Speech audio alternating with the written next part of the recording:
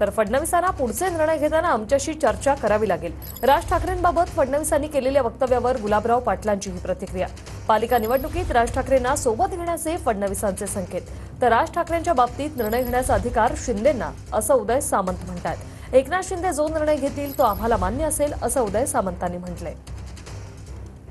देवेंद्रजींनी हा त्यांचा विचार मांडलेला आहे, पण शेवटी पुढचे निर्णय घेत असताना मित्रपक्ष म्हणून त्यांना आमच्याशी चर्चा करावी लागणार आहे। आणि मला खात्री आहे की देवेंद्रजी हे निश्चितपणाने शिवसेना भाजप ही त्यांची कायमची स्वरूपाची मैत्री आहे, त्या मैत्रीला विचारल्याशिवाय पुढचे निर्णय ते घेणार नाही। त्यामुळे जर दोघांना पोषक वाटत असेल तर दोघंजण त्या गोष्टीचा निर्णय घेतील, आदरणीय शिंदेसाहेब आणि देवेंद्रजी। युतीमध्ये आतापर्यंत 3 पक्ष आपल्याला पाहायला मिळत होते, पण काल मुख्यमंत्र्यांनी असं वक्तव्य केलं आहे की राज ठाकरेंबद्दल देखील आम्ही आगामी महानगरपालिका किंवा स्थानिक स्वराज्य संस्थांमध्ये विचार करू।